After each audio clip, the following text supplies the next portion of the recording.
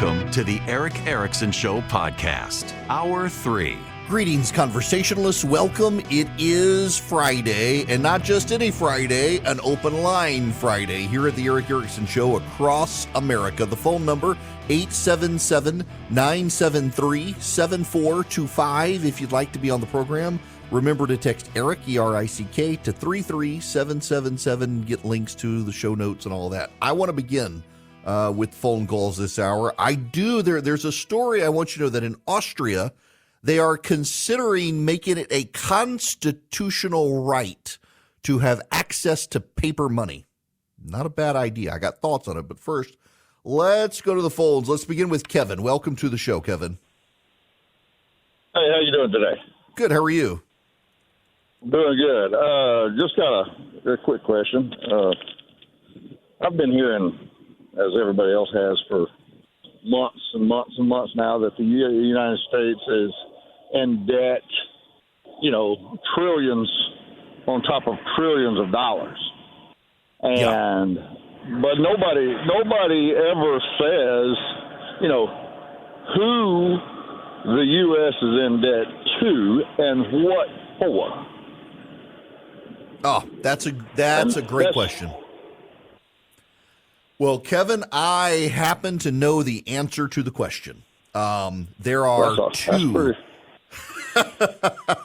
There are two different degrees of debt. Let me explain these to you. Now, I'm letting you go there. There's some background noise in the background of your call. So just listen to me on the radio now. There is intragovernmental debt. That's not really what we figure in the national debt, although part of it is in there. The government takes the money that you pay into Social Security and spends that money on the government. And the reason goes back to Lyndon Johnson and the Vietnam War. He did not want the budget to look so out of whack with spending on the war effort in Vietnam, so he broke open the so-called trust fund, Social Security Trust Fund. He started using that money to make his situation look better fiscally, and then just started piling IOUs into the Social Security Trust Fund. It's been that way ever since. So there's an intergovernmental debt transfer with the Social Security Trust Fund, Medicare and Medicaid, those fixed entitlements, but that is factored into the national debt because of where the money comes from. And that money, that debt that is to be repaid, comes in the form of bonds. You and me and institutions like banks and, for example, Warren Buffett's Berkshire Hathaway, and governments like China and Russia and Saudi Arabia and France and Australia, they buy U.S. treasuries. And they buy U.S. treasuries. The government gets the money, and the government uses that money to fund the government. So every year, the American government has a deficit. The deficit is the gap between the money we spend and the money we bring in. We spend more every year than we bring in terms of tax revenue. So to make up the difference, you bring in $5 trillion in tax revenue, but you have a budget of $7 trillion. So you need $2 more trillion to fund the government. So what the government does is it releases bonds and says, you give us money and we will pay it back to you plus interest over time. And then that $2 trillion for which bonds are issued goes into the national debt. Our national debt exceeds $30 trillion. Now, for perspective, this is important and it's true. For perspective, from George Washington to George W. Bush, our national debt was $10 trillion. By the time George W. Bush left office, our national debt was $10 trillion. Barack Obama, in his 2 terms, added $10 trillion to the national debt. Our national debt in Barack Obama's 8 years doubled. Barack Obama added more to the national debt than all prior presidents combined. It's a true statement. And then Donald Trump was president for 4 years. And Donald Trump added $8 trillion to the national debt. Donald Trump added more in one term than Barack Obama did in 1.5 terms. Massive amount of debt added to the federal government in the last number of years. And now Joe Biden is skyrocketing the debt. We've now exceeded $32 trillion. And that money comes from taxpayers. That money comes from people who buy bonds. Now, the reason people buy American bonds, despite our massive debt load, is because the Constitution requires the repayment of our debts. And everyone knows the United States, despite our flaws, despite our economy, still has the strongest economy in the world. We got problems, though. The CEO of Blackstone, not BlackRock, but Blackstone, was on CNBC this morning. Blackstone CEO Steve Schwarzman weighing in on the Fitch rating agency's downgrade of U.S. long-term credit after comments from investors like Warren Buffett this week, JP Morgan CEO Jamie Dimon. Private equity pioneer Schwarzman shared his thoughts on the downgrade in this Squawk Box exclusive. Well, nobody expected it. That's the first. Secondly, the numbers justify it. Regrettably, we've had an explosion of debt since the global financial crisis, and we don't appear to have a lot of discipline going forward. We're running huge deficits now. So on the numbers, you can understand why they did it. On the other hand, as Jamie said, because Jamie's always opinionated, I must say, the U.S. is the U.S. We are the reserve currency. We do defend a large part of the world, including people who have AAAs. When there's a crisis in the world, they buy our securities. Now, that doesn't last forever if you don't keep some discipline. You got to keep some discipline there. You're right. We have too much of a debt load right now. Now, everyone else on earth knows the government's going to pay back our bonds. And it's good that we do. And it's good that we have a stable bond market in this country. You get a good rate of return now because interest rates have gone up. And interest rates having gone up, they've gone back to normal. I mean, for most of my life, the life of my parents and your parents, interest rates in this country were between 4 and 8% on the low end. For the most part, for the last 40 years, we've had interest rates around 4 to 5%. This is kind of normal times. It's abnormal to have 0% interest rates.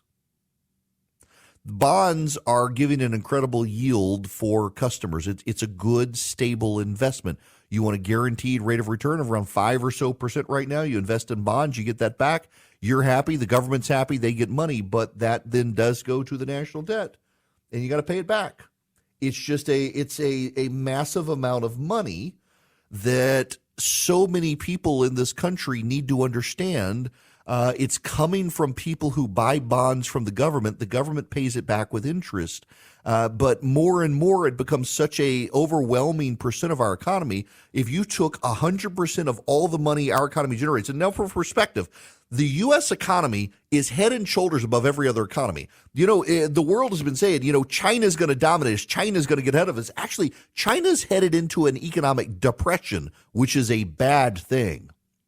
A depression that means prices and wages are beginning to collapse in China, and it's bad. And the reason it's bad to have a depression is because the entire structure of government is dependent on wages being a certain amount and prices being a certain amount. And when prices go down and wages go down as well, people can't pay the tax revenue that the government has projected. The government doesn't generate money. Social services begin to collapse because social services and the government are predicated on certain prices. And when the underlying prices go down, the government's paying in excess, which is bad. Now in China, they're communists, so they'll just break their contracts and stuff. But depressions are economically destabilizing because prices tend to collapse faster than wages. And so people lose their jobs as wages fall and prices fall. So nobody can work. And even though prices are going down, nobody can buy anything. It's economically destabilizing for China. It'll have cascading effects around the world when it happens. But that will make it harder and harder for China to surpass us economically. We are the gold standard economy in the world. We've got all sorts of problems, and I don't want you to minimize the problems. We have all sorts of problems, but we still have a better situation than every other country. Every European nation has inflation higher than our inflation. Every European and Asian nation now has higher interest rates than our interest rates, and our interest rates are at a 22-year high. That should put everything in perspective. The problem, however, is literally if you took all of the money that our economy generates, every single penny, when you go to Burger King and you buy, when you get wages, take all of the money that our economy generates, add it all together, and our national debt for the first time exceeds that money. And it's really bad. Now, some of you will say, well, why don't we just pay down the national debt? There's actually a better solution, and that is expand the economy. So if our national debt is $33 trillion and our economy produces $32 trillion, we'll deregulate, encourage investment, grow the economy, and suddenly our $32 trillion economy becomes a $50 trillion economy, and our national debt is now lower than our gross domestic product, is a smaller percentage. And that becomes economically stabilizing because the government is always guaranteed to have enough money to go pay those bonds back. That's a really wonky conversation, and I apologize if I bored you out of your mind. It's a great question, though. In a nutshell, though, the question was who is owed our national debt, and that is everyone who's bought a government bond. You know, final story here before we get out of here. I got a dear friend of mine who lives down in South Georgia, and he worked for a lawyer whose grandmother had stacks and stacks and stacks of Sears and Roebuck catalogs. Now, for those of you who don't know, back in the day, Sears and Roebuck had this thing called the Big Book catalog. It was a very thick catalog. You could buy everything you wanted in there. Shotguns, pantyhose, radios, camping gear, you name it. You could buy it from Sears and Roebuck. And this grandmother had stacks of Sears and Roebuck catalogs. And the grandkids all thought she was a hoarder. And they go in to throw away the Sears and Roebuck catalogs after she died, and they realized that the reason she had all these catalogs is she had war bonds and had kept buying war bonds during World War II and had their certificates in the Sears and Roebuck catalogs to keep the certificates flat and in condition. And they had a whole lot of money coming to the family because those war bonds and the interest on them that had never been cashed in. And you have situations like this. The government owed her a lot of money because of all those war bonds she had bought. If you buy a government bond, the government owes you money. And it is at this time, particularly when your savings account is not generating a lot of interest, for senior citizens who want a stable rate of return for retirement that they know is going to get paid when it comes due, buying American bonds is quite a good investment. I'm not a financial advisor. I'm just telling you, the American government's not going to default on paying the bonds. Did you know China has made it a priority to teach students financial literacy starting in preschool? Financial literacy isn't taught in our elementary schools, and parents lack the resources to teach it at home. American kids are yet again being left behind. Now there's a great way for parents and grandparents to help the kids they love learn about finance, thanks to The Sensibles, and at bcs-kids.com. The Sensibles are a team of animated superheroes who help kids age 6 to 12 develop smart money habits in a fun way. bcs-kids.com was created to channel this multimedia resource to kids everywhere. Buy a subscription for your loved ones, and each month they'll get a Sensibles kit in the mail with an entertaining DVD, comic book, and activities. Digital subscriptions are also available. They'll also get access to an interactive website with a library of lessons, fun activities, and more. Want 20% off the monthly subscription costs? Visit at bcs-kids.com. Enter the promo code ERIC, my name, ERICK. It's the sensible thing to do. Subscribe today at bcs-kids.com. Hello there. Welcome. It is Eric Erickson. I got to apologize to some of you on hold and some of you who have emailed in. We had a caller call about a passage of the Bible. I told him what I think, and this is why I love you guys, but lots of people want to chime in with their own interpretation or clarify something I said.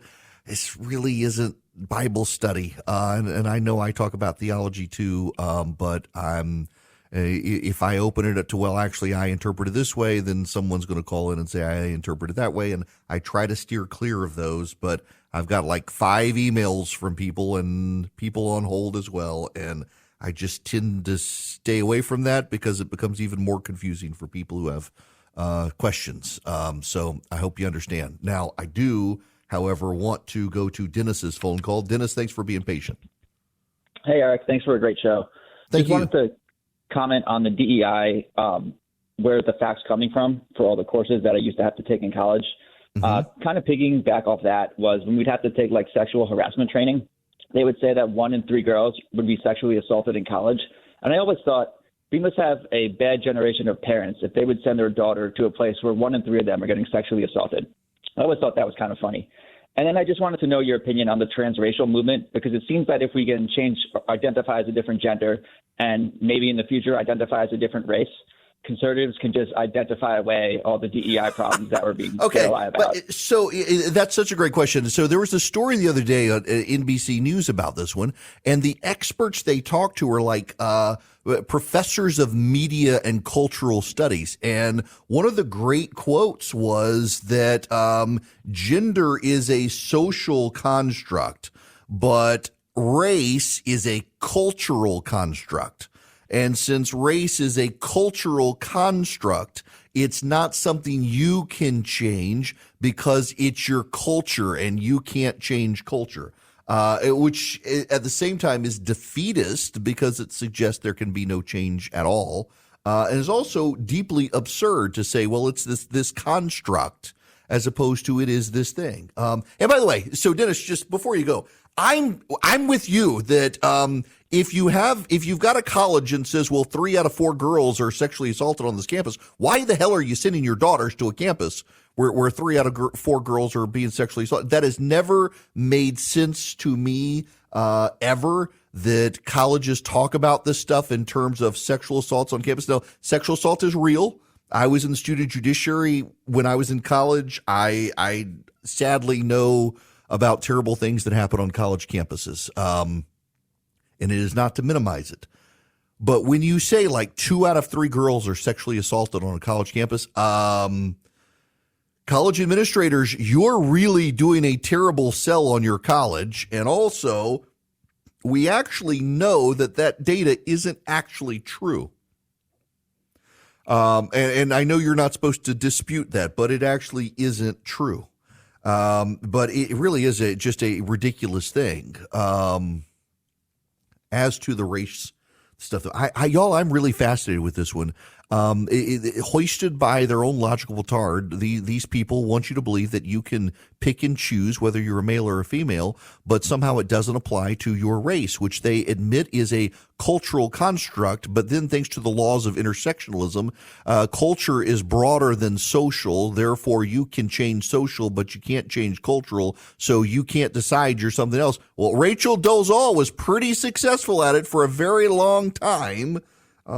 They just don't like their logic being used against them. I am a small businessman. The company that I run for my radio show, it's a small business. I've got employees. I don't have HR. You may be in that situation and you may really need HR. Well, you may want to talk to Bambi. When running a business, your employees can create all sorts of interesting situations and they could get you in trouble. What happens when two employees are squabbling? One of them smells bad all the time. What do you do? How do you navigate the rules? With Bambi, you get access to your own dedicated HR manager starting at just $99 a month. They're available by phone, email, real-time chat.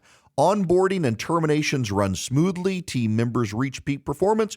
Your business stays compliant with changing HR regulations. Let Bambi handle your employees for you. Their HR autopilot automates important HR practices like setting policies, training, and feedback. Listen, you want U.S.-based HR managers who give you experience, expertise, a personal touch you need to make it seem like they're a part of your team. They could cost $80,000 a year, but Bambi starts at $99 a month. Schedule your free conversation today to see how much Bambi can take off your plate.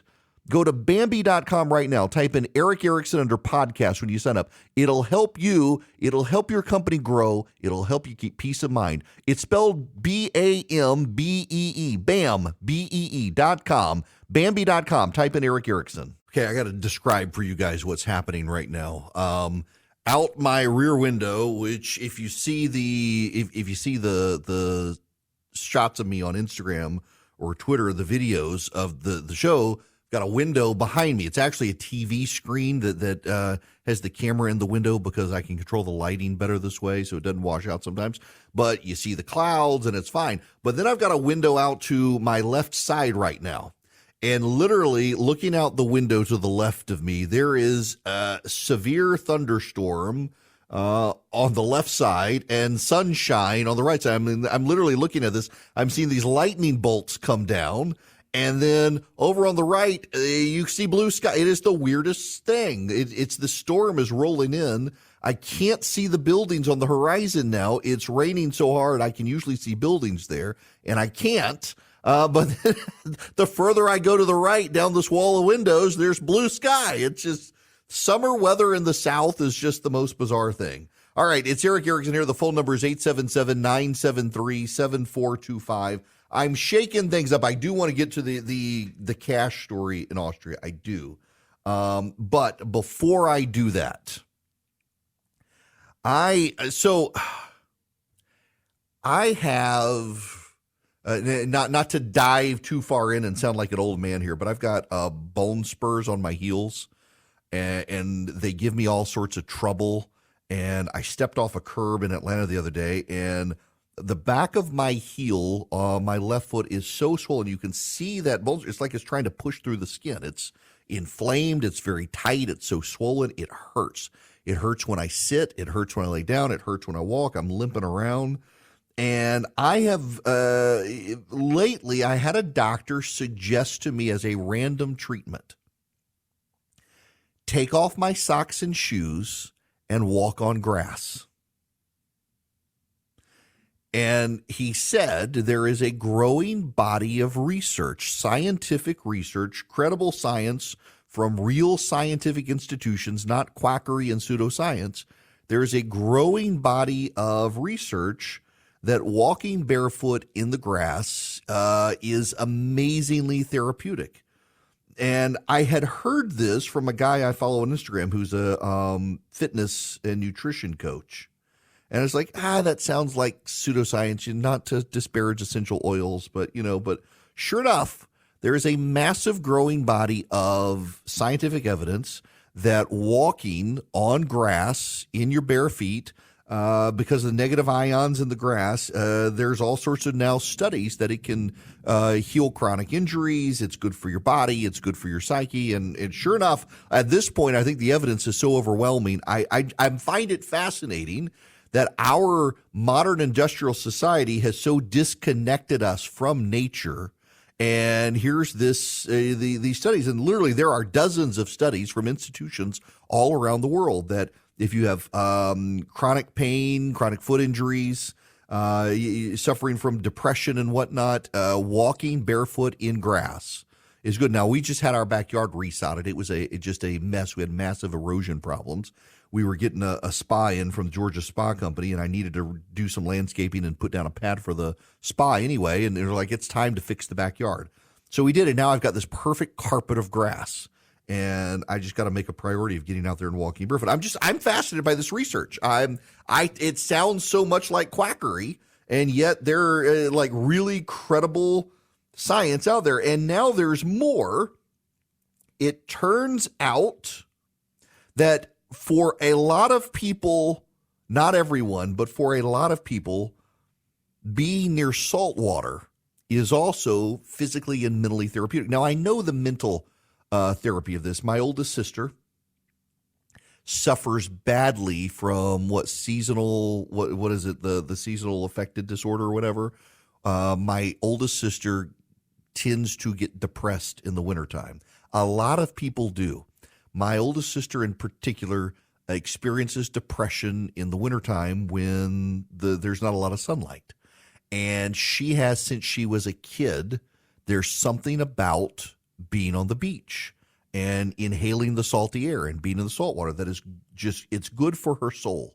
I want to do well in radio and make a lot of money and maybe win this Mega Millions jackpot so I can buy a beach house just so my sister can go use it and be at the beach. It does her phenomenal good. And it turns out actually that for mental and physical health, it's called thalassotherapy, the use of salt water for healing. It goes all the way back to the ancient Greeks who believed that exposure to salt water was good. And there are now, just like walking on grass, all sorts of studies now from all the pseudoscience and all the anecdotal data in history.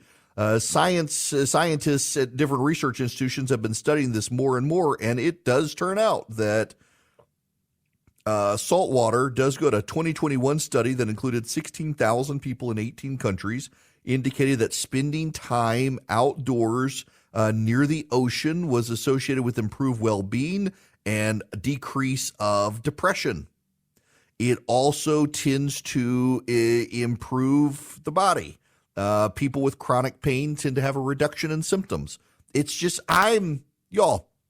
Now, this gets into the theological stuff of which I'm doing my best not to overexpose you to, but, there's just something for God's creatures enjoying his creation. And I'm fascinated by the increasing body of evidence out there, both being at the beach and in nature generally and walking on grass helps with chronic pain, helps with depression, helps with all these things. And when I think about it in personal terms, the amount of isolation I have and probably most of you have from nature. Now, my producer who answers the phone, Charlie, he can have a gruff personality, shall we say, until he's gone and sit in a tree stand for multiple days by himself in the woods trying to kill deer, whether he kills them or not. He tends to be a happier person when he comes back. Now, part of it is, let's just be honest, he's been by himself alone in the woods for several days. But also, there's something about being in nature. It's good for you. As I've gotten older, I have realized more and more of just being outside. It's one reason I like playing golf. If this rain will finally get through, I'm supposed to go play golf in a couple hours after it dries out. And the main reason I like being on a golf course at this point is just being outside in nature with my friends, enjoying each other's company. I suck at golf, but I love to play it these days because it's just nice to be outside on the grass with friends in nature, take a good cigar, maybe a beer or a bottle of bourbon, and you're just enjoying each other's company on the golf course while you're tearing up the field trying to hit a golf ball. I saw somebody this morning, they sent me a link on Instagram of somebody that it is it's the new white obsession. I don't mean cocaine. It's golf, and it is. I'm obsessed, and I'm terrible, but I'm getting better. Now, having said all that, let's go back to the phones. Chris, you're going to be up next. Welcome to the Eric Erickson Show. Hey, Eric. How are you today? I'm good. How are you? I'm doing fantastic and improving. I'd be even Excellent. better if you could explain to me what is Russia trying to do with the ruble and the gold standard. And I believe what I've read in the past is China is also trying as well to change it over to the gold standard. And what would that do to the American dollar, and how would that affect gold and silver? I'm sure it would drive it out of the roof. But could you please explain that to me? I'm going to hang up because I'm in my work truck and it's rather loud. All right, Chris. So currency manipulation. What happens is governments, they try to, through currency exchange markets, buy up or sell a lot of currency to devalue another country's currency or increase their own currency. So, for example, China manipulates its currency, and the way China manipulates its currency is it holds large reserves, and it can sell those reserves if it wants to lower its exchange rate, or it can buy use those reserves to buy more Chinese currency on the open market if it wants to drive up its exchange rate. One of the things China does is it's trying to hurt the United States economically. The United States is called the world's reserve currency. That means because the United States, as I've said, always pays its bills and always pays its bonds, other governments invest in the U.S. dollar. They keep their reserves in the U.S. dollar because our dollar tends to be very stable in the world. It's the most stable currency. So let's take gold for a minute. Gold has a generally fixed price. It goes up some, it goes down some. Gold never really skyrockets in price, but gold never really falls in price. So when you have inflation or you have deflation, if you have gold in your portfolio, gold is a pretty stable hedge against inflation and against deflation because it's going to hold its value. Gold is gold. There's a fixed amount of it on planet Earth. The dollar is considered currency-wise as close to gold as you can get because the dollar tends to hold its value against every other currency on the planet. What China likes to do is either flood the markets with extra Chinese money or yank a bunch of Chinese money out of the markets, take it out of its banks, so that it can affect the exchange rate to get better rates on purchases around the world. It's called currency manipulation. The Russians do it with the ruble as well. Now, we have moved beyond, and this is a pipe dream for a lot of people. And you know what, Charlie? Don't take any phone calls on it. There are passionate people about the gold standard. And I understand why they are passionate about the gold standard. As I said, gold is a fixed asset. Gold, there is no more gold on planet Earth. We haven't mined it all. We haven't gotten it all, but there is a fixed amount of gold on planet Earth. And for a very long time, globally, gold was what backed currency. For every dollar, there had to be $1 worth of gold. If the government produced $1 trillion, there had to be $1 trillion of gold at Fort Knox. After World War II, we got rid of the gold standard at World War II, and after World War II, governments came up with fixed exchange rates. They largely premised it on the U.S. economy and the dollar at the time, which is another reason we're the reserve currency, because we were the dominant economy in the Western world at the time. And governments now have what's called fiat currency, where they set the value of their currency by fiat. It's not based on gold or silver. And there are a lot of people who don't like it because they think that it's not backed by anything. Well, it's backed by the full faith and credit of the various governments of the world. And that may not be good for you, but ultimately this is true, and the gold standard people really don't like it. Economic currencies around the world have been far more stable through this fiat currency setup than ever before. No, it's not tied to a precious metal. There's really nothing backing it other than the word of the government, but it has stabilized the world. We've had every recession we've had in this country and depression we've had has been far less burdensome than when you go back to the 1800s when everything was on the gold standard. Around the world, it became economically destabilizing. Fiat currency, whether you like it or not, and I've got friends who despise the American dollar and currency around the world because it's not backed by anything. They despise it. One is very into crypto as a result of it. Crypto is really not backed by much anymore either. But nonetheless, people have very strident opinions on the gold standard and the American dollar, and those people tend to be the people who just chase rainbows. And when people get spun up on the gold currency or the gold standard and stuff, I'm like, y'all, you're living in a world that doesn't exist. But we are living in a world where a lot of governments more and more, and a lot of businesses are trying to get you to stop using paper currency and coins. I don't like to use paper currency and coins myself. I like to use Apple Pay. It's easy. I don't have to touch germy dollars and coins, but also I recognize that the desire to get us to stop using them is a way to control us. This is from Bloomberg News. Austria's government plans to anchor the right to use cash in its constitution, addressing a hot topic for opposition parties agitating about digital currencies. The government in Vienna has set up a task force to establish how it can enshrine payments with physical money as a constitutional right. That would ensure cash continues to be accepted in shops and to guarantee access to ATMs to all residents. Everyone should have the right to choose how and in what form they want to pay. People in Austria have a right to cash. You can't appreciate this because you live in the United States. But China has an app on phones, and the app is called WeChat. Japan has something very much like WeChat called Line. But WeChat is how people pay for everything. It's like in this country, Venmo, except it's like everyone in China has WeChat. It's how you pay for your bus fares, how you pay for your subway tokens, how you pay for your airport. It's how you pay for your groceries. It's how you pay for your restaurant bill. It's how you exchange communications with people. Think of WeChat as an iPhone.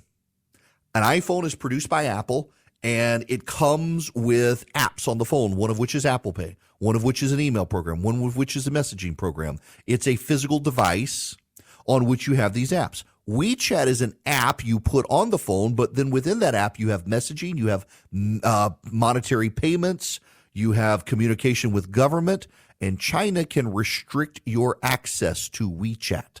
And because everyone in China uses WeChat, and because every company in China makes payments over WeChat, if the government restricts your access to WeChat, you are restricted from your ability to participate in society. And now China has a social credit score. If you do not have a good social credit score in China, you may not be able to get a good job. You may not be able to take public transportation. You may not be able to go on vacation. You may not be able to use certain hospitals or shop at certain grocery stores or go to certain restaurants. They control you and your behavior with the social credit score. And they can do it because in China, it is harder and harder to use a paper currency. Many businesses and government entities in China only accept payment over WeChat now. This country, you are more and more likely these days to find businesses you go into and they say we're card only, no cash allowed, and that's the choice of the business, not the government. But in Austria, people are really concerned with rises of digital currency. It makes sense. The government could control your access to it. Look at how in Canada, the government shut truckers out of their bank accounts. In the UK, there's been a scandal over there. Nigel Farage, the conservative leader over there for one of the parties, got closed out of his bank account. The bank decided they didn't want to do business with him anymore and shut him out of his bank account. That's happening more and more in Western countries, and it's probably something we're going to have to think about in this country and protect our rights to real currency. Y'all, what do you do with a guy like Al Sharpton? I got to play this audio for you. One day, our children's children will read American history. And can you imagine our reading that James Madison or Thomas Jefferson tried to overthrow the government so they could stay in power? That's what we're looking at. We're looking at American history. Last I checked, Thomas Jefferson put his name on something called the Declaration of Independence. He and James Madison were pretty big on trying to overthrow their government. How do you say something like this? Listen, regardless of the merits of what you think about Trump or not, James Madison and Thomas Jefferson were literal, actual revolutionaries. I just know your history, Reverend Al. Come on, man. Good grief. Wow. The things people say on TV. Look, I've been there. I've said stuff on TV. It's like, I shouldn't have said that. or that was a dumb thing to say, this dumb thing to say, but here's the difference is I recognized it. I don't think he recognizes that fact. I think he stands by the statement. You guys have a great weekend. I'm going to go attempt to not get struck by lightning on a golf course. Without the ones like you, who work tirelessly to keep things running, everything would suddenly stop. Hospitals, factories, schools, and power plants, they all depend on you. No matter the weather, emergency, or time of day, you're the ones who get it done. At Grainger, we're here for you with professional-grade industrial supplies. Count on real-time product availability and fast delivery. Call, click Grainger.com, or just stop by. Grainger, for the ones who get it done.